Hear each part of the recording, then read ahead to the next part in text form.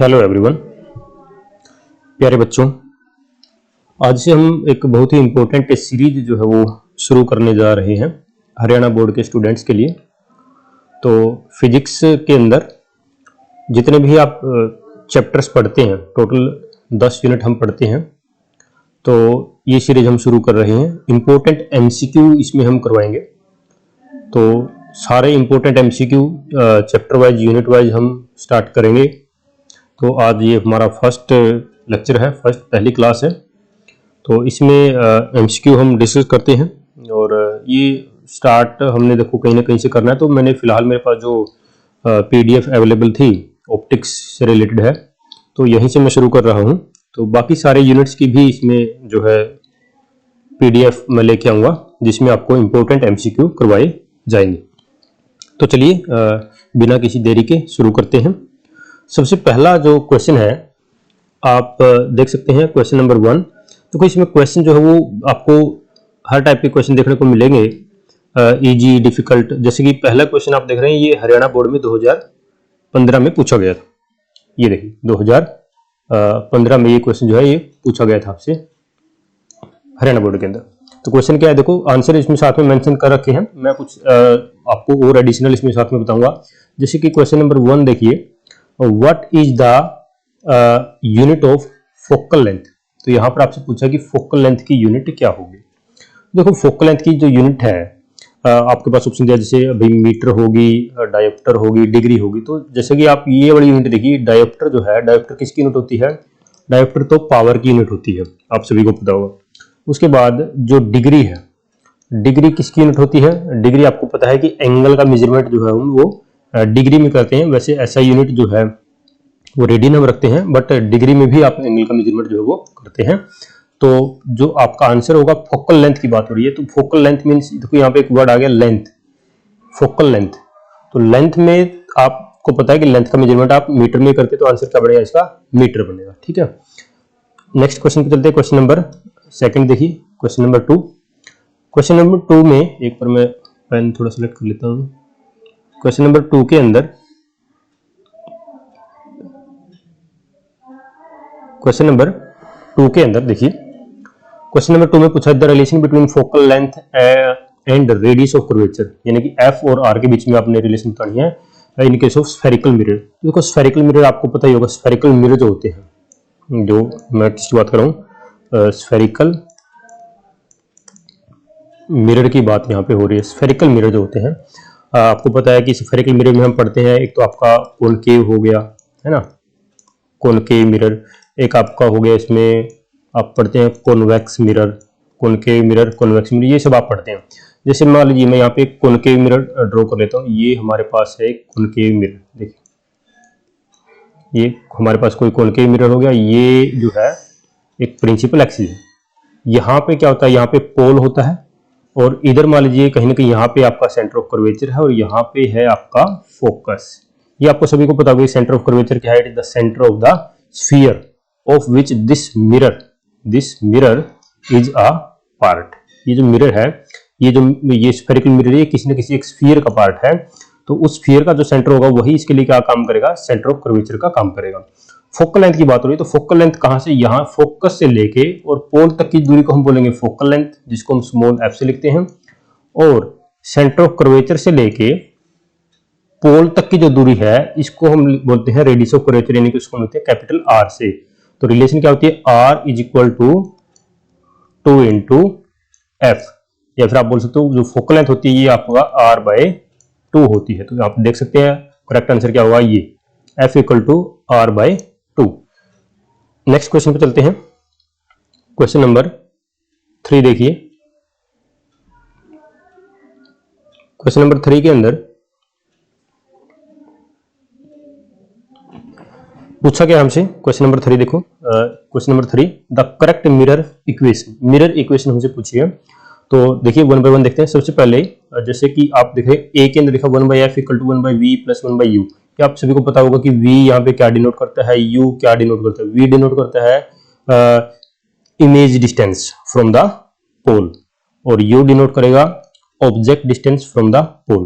तो यहाँ पे देखिए ये ऑप्शन ए हमको देखो करेक्ट लग रहा है। साथ में हम बाकी के ऑप्शन को भी कंसिडर कर लेते हैं। देखो 1/f = 1/v - 1/u, ये तो आपको पता है, ये लेंस फॉर्मूला होता है, ये लेंस फॉर्मूला है। ये वाला जो है ये कोई किसी चीज की रिलेशन नहीं बन रही यहाँ से, तो इसमें आपसे मिरर इक्वेशन पूछे तो मिरर इक्वेशन जो है वो ये बनेगी 1/f = 1/v + 1/u। Mirror equation में यहाँ पे प्लस आता है और लेंस के लिए इक्वेशन पूछे तो यहाँ पर माइनस आता है। क्वेश्चन नंबर 4 देखिए, what is the unit of refractive index. तो रिफ्रैक्टिव इंडेक्स की यूनिट पूछी है हमसे मीटर। अभी हमने देखा था फोकल लेंथ की, यानी कि जहां पर लेंथ की बात होगी वहां पर मीटर होगा। सेंटीमीटर भी लेंथ की यूनिट है, सीजीएस यूनिट होती है। डायोप्टर आपको पता है पावर की यूनिट होती है। तो इनमें से तो कोई भी नहीं है, तो राइट आंसर बनेगा डी। तो आपका जो है डी जो है यहाँ पे राइट आंसर हो जाएगा। चलते हैं नेक्स्ट क्वेश्चन पे। क्वेश्चन नंबर 5 पे चलेंगे। क्वेश्चन नंबर 5 देखिए। तो क्वेश्चन नंबर 5 में देखो हमसे क्या पूछा है। क्वेश्चन नंबर 5 के अंदर हमसे पूछा गया है which process takes place in lens. Lens के अंदर क्या होता है। लेंस के अंदर आपने बताना कि रिफ्लेक्शन होता है या रिफ्रैक्शन होगा, डिस्पर्जन होगा या डाइफ्रैक्शन होगा। तो मैं सभी को एक बार एक्सप्लेन करता हूँ कि होता क्या है। देखो लेंस के अंदर रिफ्लेक्शन जो है ये मिरर में होता है। रिफ्लेक्टिंग सरफेस पे आपको रिफ्लेक्शन देखने को मिलता है। सुबह सुबह आप मिरर में अपना जो फेस देखते हैं तो वो एक रिफ्लेक्शन का एग्जाम्पल है। रिफ्लेक्शन कहाँ पर देखने को मिलता है आपको। रिफ्लेक्शन जैसे आप ट्विंकलिंग ऑफ स्टार देखते हैं, एडवांस सनराइज, डिलेड सनसेट, ये भी आपका रिफ्लेक्शन में आता है ना। और बहुत सारे आपको कांच के गिलास में आपने पानी डाला, उसमें आपने कोई पेंसिल डाल दी, वो आपको बीच से टूटी हुई दिखाई देती है। उसके अंदर आपने कोई पॉइंट डाला, वो आपको थोड़ा सा ऊपर उठा हुआ दिखाई देता है। ठीक है, किसी पॉन्ड की जो डेप्थ है वो आपको कम दिखाई देती है। सारे के सारे एग्जाम्पल जो है ना ये रिफ्लेक्शन के बनते हैं। तो बात किसकी हो रही है यहाँ पे, लेंस की बात हो रही है। तो लेंस के अंदर क्या होता है, रिफ्रैक्शन होता है। तो आपका राइट आंसर क्या बनेगा, रिफ्रैक्शन बनेगा। बाकी के ऑप्शंस को भी कंसीडर कर लेते हैं। डिस्पर्जन जो है, डिस्पर्जन कहां पर होता है। डिस्पर्जन होता है splitting of white light into its constituent colours. तो डिस्पर्जन माय डियर स्टूडेंट्स, जो डिस्पर्जन है ये आपको प्रिज्म के अंदर देखने को मिलता है, या जब रेनबो बनता है एटमॉस्फेयर के अंदर तब आपको देखने को मिलता है। डाइफ्रैक्शन, डाइफ्रैक्शन कहां पर होता है। ऑप्टिक्स का बहुत ही इंपॉर्टेंट फिनोमेना है, वेव ऑप्टिक्स का। तो डाइफ्रैक्शन के अंदर हमको क्या मिलता है, ये अल्टरनेट ब्राइट और डार्क फ्रिंजेस दिखाई देती हैं। डाइफ्रैक्शन के अंदर जो लाइट है वो ज्योमेट्रिकल शैडो रीजन में जो है पेनिट्रेट करती है, तो वहां पर ये डाइफ्रैक्शन आपको देखने को मिलता है। तो राइट आंसर बनेगा आपका रिफ्रैक्शन। क्वेश्चन नंबर 6 पे चलेंगे। The working of totally reflecting prism is based on. Totally reflecting prism जो होता है, इसके नाम से हमको समझ में आ रहा है टोटली रिफ्लेक्टिंग की बात हो रही है। टोटली रिफ्लेक्टिंग की बात हो रही है, तो टोटल इंटरनल रिफ्लेक्शन क्या होगा इसमें, टोटल इंटरनल रिफ्लेक्शन। तो TIR आपने पढ़ा होगा। टोटल इंटरनल रिफ्लेक्शन को हम शॉर्ट में TIR क्या बोल देते हैं, इसको TIR भी हम इसको बोल देते हैं, टोटल इंटरनल रिफ्लेक्शन।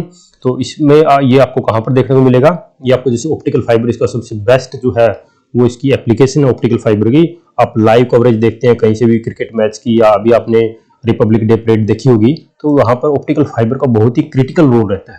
तो TIR जो है इसका जो फिनोमेना है, इसके लिए कुछ कंडीशन होती है कि जो एंगल ऑफ इंसिडेंस है, एंगल ऑफ इंसिडेंस जो है ये आपका क्रिटिकल एंगल से ज्यादा होना चाहिए, तभी जाके जो है आपको TIR का फिनोमेना देखने को मिलता है। ठीक है, तो इसके बारे में डिटेल हम किसी और लेक्चर में डिस्कस कर लेंगे। फिलहाल आपका जो आंसर बनेगा TIR होगा। रिफ्लेक्शन आप सभी को पता है मिरर के द्वारा, रिफ्रैक्शन लेंस में होता है। तो आपका करेक्ट आंसर यहाँ पे बनेगा A। चलेंगे नेक्स्ट आगे। तो नेक्स्ट देखिए क्वेश्चन नंबर आपका है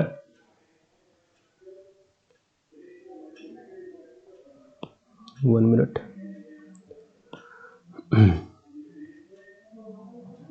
क्वेश्चन नंबर 7 देखेंगे।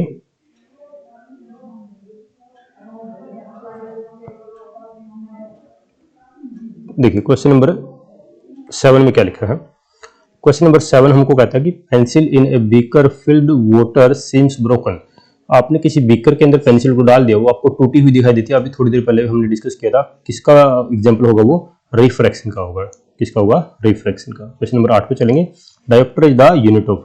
भाई डायोप्टर जो है वो किसकी यूनिट है, भाई डायोप्टर जो है वो पावर की यूनिट है, पावर ऑफ लेंस। देखो पावर, इलेक्ट्रिकल पावर भी हम पढ़ते हैं इलेक्ट्रिसिटी वाले चैप्टर में। जब आप 10th क्लास में एक चैप्टर आता है आपका इलेक्ट्रिसिटी, आपने पढ़ा हुआ, सारे पढ़ के आए होंगे। इलेक्ट्रिक बहुत ही प्यारा सा चैप्टर है, इलेक्ट्रिसिटी। इलेक्ट्रिसिटी वाला चैप्टर हम सभी पढ़ के आए हैं, तो वहां पर हमने इलेक्ट्रिक पावर की बात करी, तो वहां पर इलेक्ट्रिक पावर की जो यूनिट होती है वो वाट होती है। लेकिन यहाँ पर इलेक्ट्रिक पावर की बात नहीं हो रही, यहाँ पर ऑप्टिकल पावर की बात हो रही है। तो ऑप्टिकल पावर की जो यूनिट होती है वो यानी कि किसी लेंस की पावर की हम बात करेंगे तो वो डायोप्टर होगी। ठीक है, तो यहाँ पर करेक्ट आंसर क्या होगा?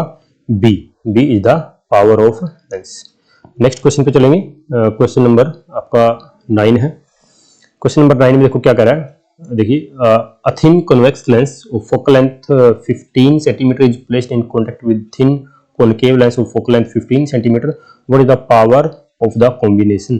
देखिए, इस तरह के क्वेश्चन को आपने कैसे सोल्व करना। जब भी एक सिंगल, अगर कोई लेंस है, कोई सिंगल लेंस के लिए आप क्या करते, देखो मैं यहाँ लिख देता हूँ, सिंगल, कोई भी सिंगल लेंस है उसके लिए आप पावर निकालते, तो पावर का सिंपल सा फॉर्मूला आपको पता है 1/f। अगर फोकल लेंथ आपकी मीटर में है तो, अगर फोकल लेंथ सेंटीमीटर में है तो आप लिख देते हैं 100/f इसे लिखते हैं। बट जब दो लेंस आपस में कांटेक्ट में होते हैं, यानी कि देखो इधर मैं लिख रहा हूं, यहाँ पे इधर देखेंगे, मान लीजिए एक यहाँ पे आपके पास एक लेंस ये है और यहाँ पर आपके पास है कोई ये दूसरा लेंस है। दो मैंने कन्वेक्स लेंस ले ली, थिन कन्वेक्स लेंस। अगर दोनों, देखो यहाँ पे आप देख सकते दोनों कॉन्टेक्ट में, दोनों लेंस कॉन्टेक्ट में है, इसकी पावर मान लीजिए कितनी है, P1 है, इसकी पावर मान लीजिए P2 है, तो नेट जो पावर बनेगी कॉम्बिनेशन की वो पावर बन जाती है आपकी P1 प्लस P2। ओके, और इनमें से मान लीजिए एक आपका कॉन्वेक्स है और अगर दूसरा कॉनकेव होगा तो पावर बन जाएगी, पहले मान लीजिए कॉन्वेक्स है तो P1 और दूसरा अगर कॉनकेव है तो आपको पता है कॉनकेव की पावर नेगेटिव, तो उसको आप माइनस लगा के लिख दोगे P2, इस तरह से लिख दोगे। फोकल लेंथ जब दे रखी तो क्या करोगे, तो नेट जब आपने फोकल लेंथ निकालनी तो क्या करोगे आप, फॉर्मूला क्या होता है 1/f is equal to 1/f1 plus 1/f2, ये फॉर्मूला होता है। अब पहला वाला लेंस कौन सा, आप यहाँ पे देख लो, हम क्वेश्चन को सोल्व कर लेते हैं। 1/f इज इक्वल टू 1/, यहाँ पे देखो क्या लिखा है, पहले वाले की फोकल लेंथ कॉन्वेक्स है तो पॉजिटिव ही लेनी पड़ेगी मेरे को, मैं लिख देता हूँ 15 प्लस दूसरे वाले की क्या है, दूसरे वाला आपका है कॉनकेव है तो उसकी फोकल लेंथ माइनस में लेनी पड़ेगी, नेगेटिव में फोकल लेंथ होती है 1/15 हो गया। ठीक है, तो प्लस माइनस की मल्टीप्लाई होगी तो माइनस हो जाएगा, तो अल्टीमेटली यहाँ पे जो फोकल लेंथ आपकी वो कितनी आ रही है, अल्टीमेटली यहाँ पे जो फोकल लेंथ आएगी कितनी आएगी, देखो यहाँ पे एलसीएम आप क्या करोगे इसको 15, ओके, और ये 1 - 1 यानी कि यहाँ पे आ गया आपका 0, तो 1/f कितना आया आपका 0, और 1/f जो है यही तो पावर का फॉर्मूला होता है, तो पावर कितनी आ गई आपके पास, पावर आएगी 0 डायोप्टर। ओके, तो ये क्वेश्चन नंबर आपका जो है 9 का आंसर हो गया। ठीक है, तो देख लेते हैं इसके ऑप्शन जो है, क्वेश्चन नंबर 9 है।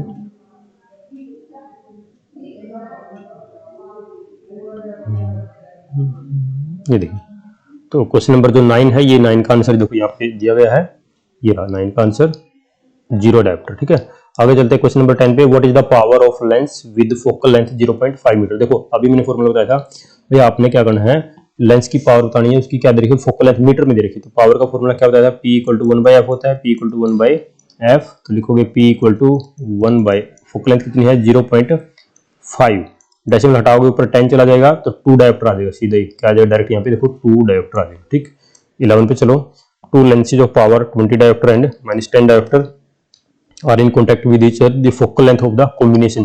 तो कॉम्बिनेशन की फोकल लेंथ पूछिए तो पहले हम पावर ही निकाल लेते हैं। पावर का फॉर्मूला अभी मैंने बताया था, क्या होता है P1 प्लस P2, पहले की पावर, देखो यहाँ पे कॉन्टैक्ट में लेंस 2 लेंसेज। अब ये बता सकते हो मेरे को कि देखो पहले वाले की पावर क्या दे रखी है, पॉजिटिव दे रखी है, दूसरे वाले की पावर आपको नेगेटिव दे रखी है, तो व्हाट इट मींस कि दूसरे वाला जो है वो कॉनकेव है और पहले वाला कॉन्वेक्स है, तो नेट पावर कितनी आ गई यहाँ पे 20 - 10, ये बनेगा आपका 10 डायोप्टर। पूछा क्या यहाँ पे, फोकल लेंथ पूछी है, तो पावर क्या होती है 1/f होती है, ये आपका आया है इक्वल टू 1/f = 10, तो f कितना आएगा 1/10।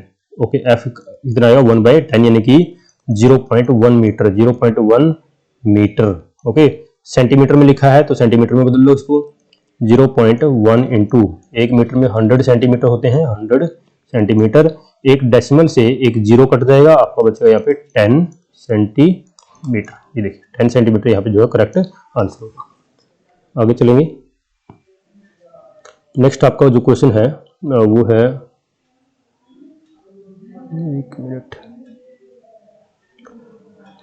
क्वेश्चन नंबर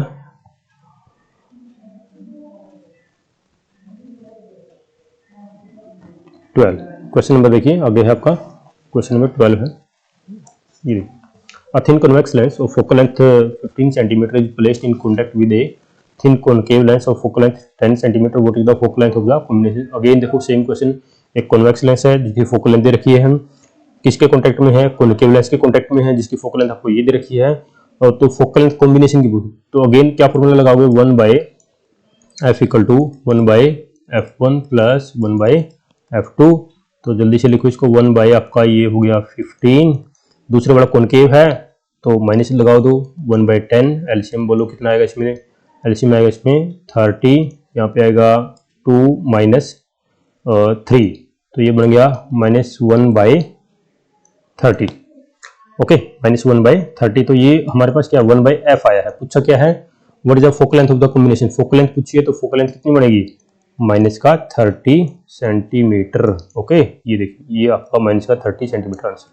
क्वेश्चन नंबर 13 पे चलेंगे। What is the focal length of a lens of power 2 dioptre. देखो फोकल लेंथ पूछी है किसकी, जिसकी पावर दे रखी है, तो अगेन सेम फॉर्मूला रिपीट हो रहा है, P इक्वल टू 1/f। आपसे पूछा गया यहाँ पे फोकल लेंथ पूछी है तो फोकल लेंथ क्या होगा 1/p, और पावर है कितना है 2, तो 1/2, 0.5 मीटर।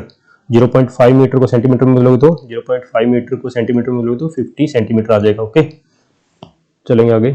नेक्स्ट